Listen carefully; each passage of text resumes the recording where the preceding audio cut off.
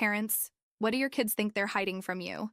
My 14-year-old daughter thinks she's been secretly dating a boy from her class for the past 3 months.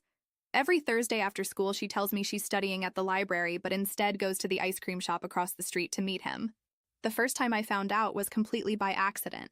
I was picking up my coffee from the shop next door when I spotted her sharing a banana split with this red-headed kid, both of them giggling and awkwardly avoiding eye contact. It was honestly adorable. Instead of confronting her, I decided to play along. I wanted to see how far she'd go with this secret. The next Thursday, she casually mentioned studying at the library again. I watched her fix her hair 3 times before leaving and apply the lip gloss I didn't know she owned. That's when I started having fun with it. Every Thursday morning, I'd leave an extra $10 on the counter, pretending to forget my coffee money. She'd snatch it up when she thought I wasn't looking, probably thinking she'd hit the jackpot. I also started making comments about the ice cream shop just to watch her squirm. You know that place has the best banana splits in town, I'd say. During dinner, she'd nearly choke on her food while her younger brother would look at her weird. Once I even walked into the ice cream shop while they were there. The panic on her face was priceless. She ducked under the table so fast she knocked over their milkshake. The poor boy just sat there covered in vanilla shake, looking absolutely terrified. I pretended not to notice and ordered my ice cream to go. The best part was watching her try to explain why she smelled like vanilla when she got home. The library got new air fresheners, she said, completely straight-faced. I nodded seriously and said, must be expensive ones. They smelled just like the ice cream shop's homemade vanilla. She started getting creative with her cover-ups. She'd bring old library books from her room to show me what she'd checked out. Once she even made a fake library card that looked like it was made with construction paper and clear tape. The funniest incident was when she came home with ice cream stains on her shirt. Without missing a beat, she launched into this elaborate story about how someone at the library had smuggled in a sundae and spilled it. You wouldn't believe how strict they are about food in there. Now, Mom, she said earnestly. I decided to step up my game. I started leaving brochures for the ice cream shop on the kitchen table. They're having a Thursday special. I'd mention casually, buy 1 banana split, get another half off. Perfect for studying sessions. She'd get this deer in headlights look every time, but would quickly recover. That's nice, she'd say, voice slightly higher than normal. But you know I'm lactose intolerant. She's never been lactose intolerant in her life. Last week, she came home with a permission slip for a library study group that meets every Thursday. The form looked suspiciously like it was written in the same handwriting as her English homework. I signed it without comment, watching her try to hide her victorious smile. Yesterday was the cherry on top. I ran into the boy's mother at the grocery store. Before I could say anything, she launched into this whole story about how her son is finally taking his studies seriously with his Thursday library sessions. We both kept straight faces, but I could see her trying not to laugh. I'm still waiting for my daughter to come clean. Meanwhile, I've started a collection of all her fake permission slips, library cards, and elaborate excuses. I plan to frame them and give them to her on her wedding day. Maybe by then she'll finally admit that the library's new air fresheners were actually just ice cream all along. But the real kicker? Last night at dinner, she casually mentioned that the library is thinking of installing an ice cream vending machine. You know, for brain food, she explained. Seriously, I nearly spit out my drink. At that moment, I held back my laughter with all my strength. I looked at the plate, then at the glass, made a thoughtful expression, and responded as if I were seriously considering, an ice cream machine in the library? Now that's academic innovation. She nodded seriously, as if defending the proposal before an international scientific committee. It's just that studies show that sugar helps keep the brain active. I almost stood up and applauded. The confidence, the audacity, the dramatic delivery. Everything so genuine that for a second, I swear, I almost believed she was telling the truth. But then I remembered the banana split from last week and the shirt with the strawberry syrup stain that a library colleague had accidentally spilled. Ah, my daughter, what a delicious phase. That night, after she went to her room, I stayed in the living room looking at the cabinet where I keep the family documents. I took a small blue plastic folder and began putting inside all the confidential files I had been collecting. Fake library cards, receipts from the ice cream parlor that I found in her coat pocket, the pamphlets I strategically scattered myself. Even the stained shirt was there, neatly folded. I was creating a dossier. The case of the scented library, as I began to call it mentally. But that night, something left me restless. It wasn't just the new lie, creativity, about the ice cream machine. It was the way she talked about the boy. I mean, she didn't mention him directly, of course, but the sparkle in her eyes when she talked about the importance of sharing a sweet treat during study sessions, that caught me. I lay in bed thinking, how long will I let her play hide and seek with me? Of course it's fun, of course it's cute, but what if someday it isn't? What if one day the secret is something more serious? What if she doesn't feel safe telling me because she thinks I'll laugh or pretend I didn't see? This doubt kept hammering in my head. As a mother, I want her to feel free, but I also want her to know she can trust me, really trust me, not just as a spectator of her little theater. The next morning, I made stronger coffee than usual and sat staring at my daughter eating cereal, completely calm, as if the library were indeed the most exciting place in town on Thursdays. "Sleep well?" I asked. She nodded, mouth full of cereal. "Any news from the library?" She paused for a second, just 1 second, and answered, "They're thinking about starting a reading club just for books about desserts." I raised my eyebrows. "Like Charlie and the Chocolate Factory?" "Exactly. And one about cupcakes, too." I smiled. She smiled back. And that's when I decided that maybe it was time to change the rules of the game. But not the way you imagine. I wouldn't confront her. I wouldn't ruin the magic. I wouldn't have that typical concerned mother meeting. At least, not yet. I would infiltrate. Next Thursday, I wouldn't just be the mother who pretends not to see. I would be part of the story. And that's exactly what I did. The idea started as a joke, but like all good mother jokes, it soon transformed into a CIA-level espionage operation. The following Thursday, I planned everything. I left work early, said I was going to the market, which technically was true, and wore basic, discreet clothes, something that wouldn't attract attention. Old jeans, a plain gray t-shirt, and a cap I took from my husband's closet. Hair tied back, oversized sunglasses. If anyone asked, I could easily say I was a distant cousin visiting the city. I parked far from the ice cream parlor, far enough not to raise suspicions, and waited. My heart was racing, as if I were a teenager plotting some mischief.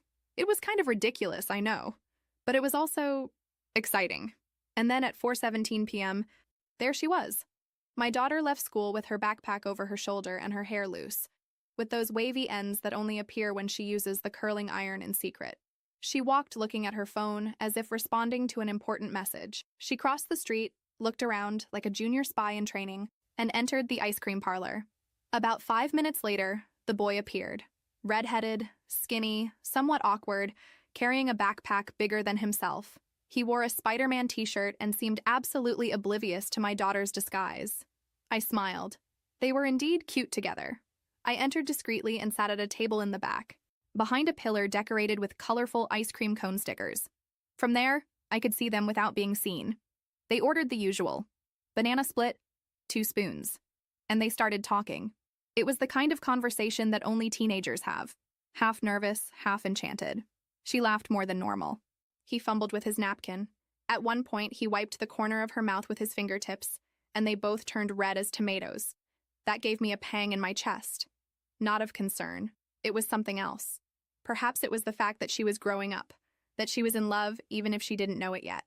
That this strange and gentle boy had become a part of her secret world, a world in which, until now, I only peeked through the crack in the door. I took a mental picture of that scene, and more than that, I felt that I needed to keep that moment as a reminder that my daughter wasn't just mine anymore. The afternoon passed quickly. They ate, laughed, and then walked slowly down the sidewalk. Suddenly, he held out his hand, and she took it. I almost spilled my milkshake. I waited a while before leaving without them seeing me. When I got home, she was already in her room, probably rehearsing some new excuse for the ice cream smell that the library was testing in the new lockers. But I didn't say anything. I just left a small box on her bed before leaving the room. Inside was a silver ice cream spoon, one of those I bought some time ago in a vintage shop, and a handwritten note, "For your Thursday studies. Love always, Mom." That night, she didn't say anything.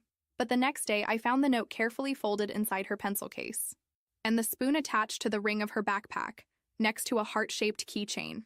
And that's when I realized she knew that I knew, and yet she was still trying to maintain the secret, as if this game between us was the last remnant of childhood, as if admitting everything would end a phase that, deep down, neither of us wanted to leave behind so soon. But the game was far from over. The following week, everything changed, and not because of me.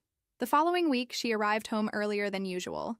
She didn't have time to hide the ice cream smell or the small chocolate stain on her jeans. She threw her backpack on the couch, went straight to her room, and closed the door with more force than usual. That wasn't typical.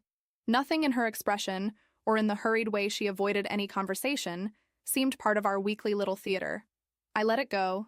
I waited for dinner time. She came down quietly, ate quickly, and excused herself. She didn't even comment on the library news or mention the installation of ice cream cone-shaped fans that she had invented last Thursday. But what really caught me was her look. It wasn't of shock, not of guilt. It was of disappointment. After she went upstairs, I went to the laundry room, where she sometimes left the day's clothes thrown, and found the stained jeans. I put my hand in the pocket and pulled out a folded napkin with the ice cream parlor's logo. It was written, "It was nice while it lasted. But my mom found out. I'm sorry. Jay." I stood there for a while looking at that, the thin paper in my hands as if it weighed tons. My heart sank. The boy broke up with her. And more than that, he broke up because his mother found out. Suddenly, all those Thursdays stopped being just a game. They were real memories, things that now really hurt her. I am a mother, and mothers feel. They feel when the world spins a little slower for our children, when the pain isn't physical but lives there, in the silences, in the downcast eyes, in the way of saying, "I'm fine," without lifting your eyes. The next day, she didn't want to go to school.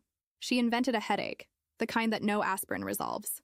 She spent the whole day in her room with her phone turned off and the windows closed. I respected her space, but my heart was screaming. On Friday night, as I was washing the dishes, she appeared in the kitchen in silence.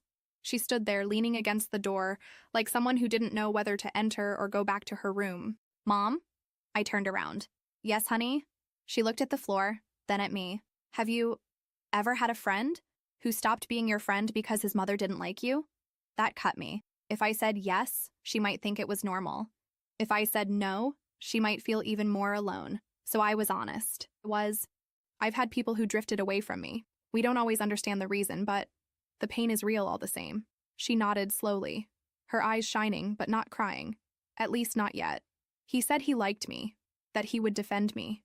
But when his mother saw us at the ice cream parlor, she forbade it. She said I was precocious, and that girls like that are no good.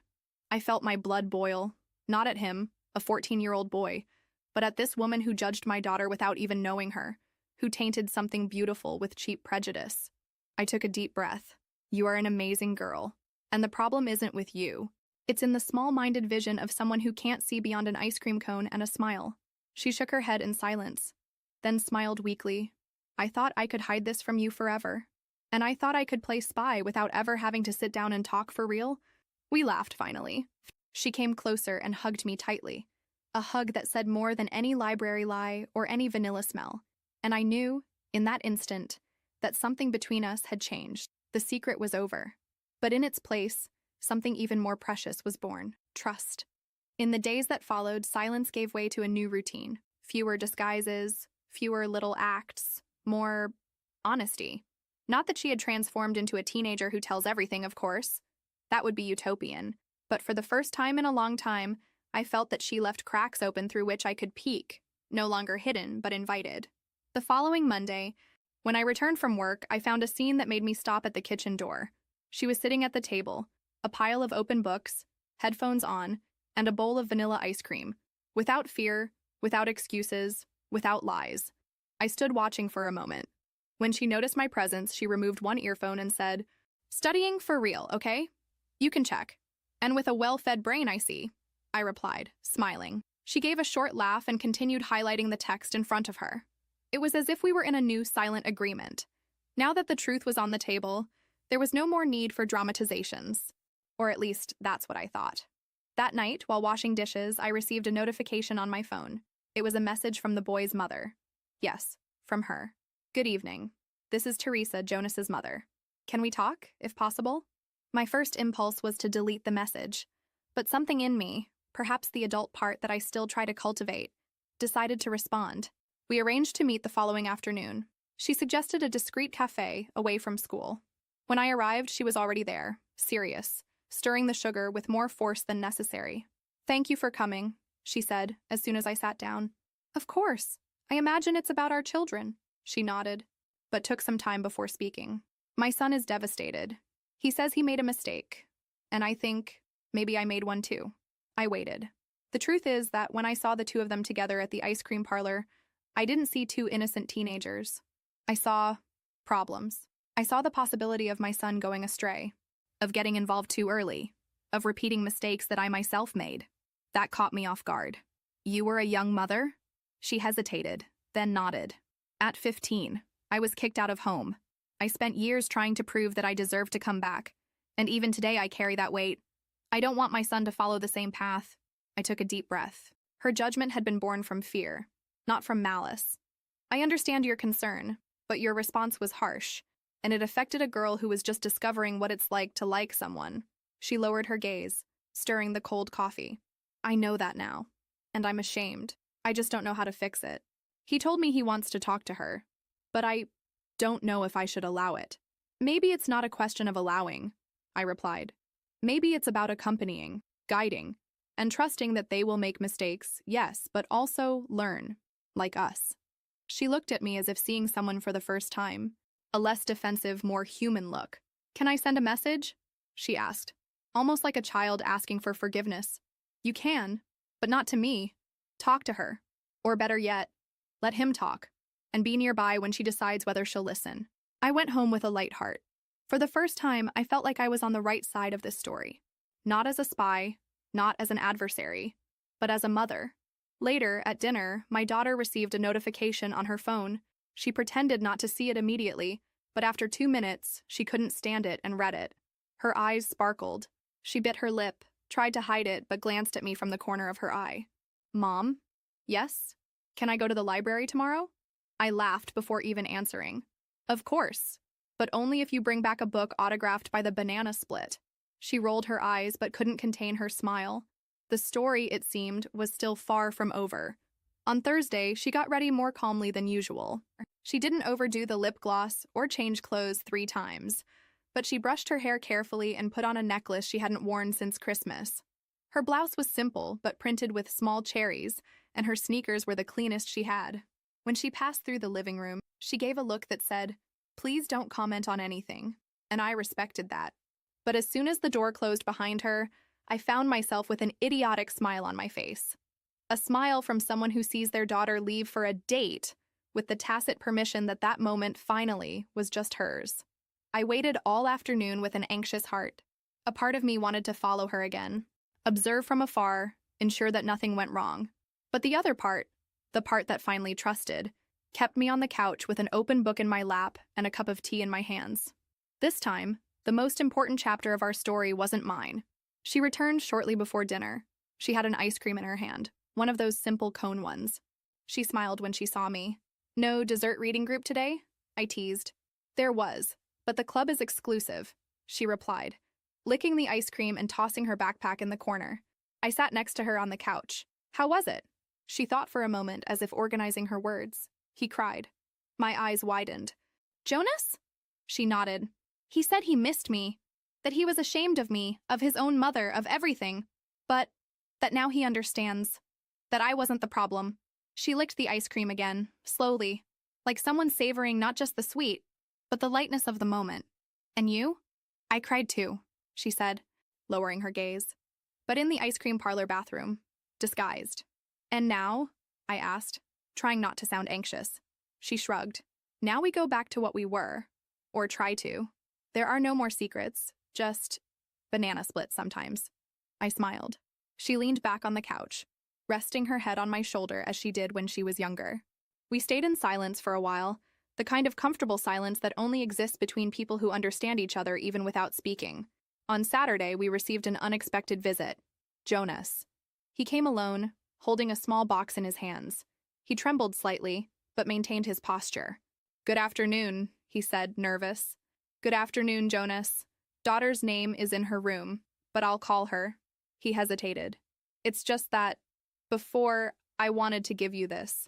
He held out the small box. It was a small bracelet, with charms of books and a tiny ice cream cone hanging from the clasp. I made it myself, he explained. I saw it in a video on the internet. I wanted her to know that, that even if it's not a secret anymore, it's still special. My heart melted. It was pure, awkward, but honest. Wait a moment, I replied. I went upstairs and knocked on her bedroom door. Visitor, I announced. Who? A certain artisanal bracelet manufacturer. She jumped out of bed. Minutes later, the two of them were in the backyard, sitting in the hammock, talking. From a distance, I saw her hands touching the bracelet on her wrist, while he laughed at something she was saying. That late afternoon, I realized that it wasn't just about secrets and discoveries. It was about respect, about space, about allowing the other to grow even when everything in you screams to protect. It was about trusting in the bond that exists, even when it is tested by love stories, disappointments, and afternoons at the ice cream parlor. The bracelet shone under the setting sun. And in that shine, I saw the reflection of something that every mother fears and desires at the same time, the day when her child begins to live her own stories. And then, silently, I accepted that my daughter had just begun to write hers. The weeks passed like leaves carried by a late afternoon breeze. The heat of summer slowly gave way to the freshness of autumn, and with it came small changes that only mothers notice. The way she began to tie her hair back to study, the notes stuck on the mirror with motivational phrases, and the little bracelet of books and ice cream that she didn't take off even to sleep. Jonas came sometimes. Not as often as before, which was understandable. Sometimes he just sent messages, other times he called, and on rare occasions he appeared with a paper-folded flower or a handmade bookmark. They didn't go back to being a couple. But there was affection there, a kind of tenderness that survived disappointment and matured slowly, unhurriedly. She never said it in so many words, but you could see that that boy left a bigger impact than a simple school crush. It was on one of those Tuesday nights while we were folding clothes together on the couch that she suddenly stopped and said, "Mom, do you think I am like his mother said?" Time froze for an instant. "What do you mean?" She hesitated, then continued, "That I was precocious, inappropriate, that I'm not trustworthy for a serious boy." I took a deep breath, lowering the pile of socks in my hands. "I think you're a 14-year-old girl trying to understand the world with the tools you have. I think you're curious, intense, funny, kind, and that you have a huge heart, even if you're still learning to protect it." She was quiet. "But what if others only see what they think I am? Then you show who you are, with your actions, with your way, with your truth. And if they still don't see, the problem will never be." She nodded, thoughtful. And for the first time since the end of the scented library theater, I saw sincere tears silently flowing. I pulled her into a hug. "You're not alone, daughter. Even when you want to hide things from me, even when you think I won't understand, I'll be here, always here." She didn't say anything, but squeezed my arms tightly. That night marked something subtle, a watershed. The library girl gave way to a young woman who now saw more deeply into words, gestures, intentions.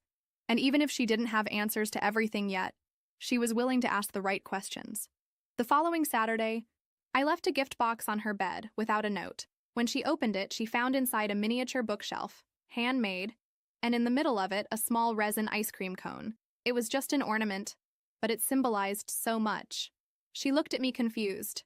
"What's it for?" "It's just to remember that the best stories don't always happen in the library." She smiled, a smile full of meaning, the kind that we keep for life. That same day, she started writing in her notebook. I don't know if it was a diary, a letter, a story, but I saw the title on the cover, Vanilla Thursdays. I never asked what she wrote there. Some stories we don't need to read to understand. Today, she's grown up. She goes to the ice cream parlor when she wants, without making excuses. She goes out with friends, actually studies in the library, and sometimes just goes to talk. She still keeps the little bracelet in her jewelry box, and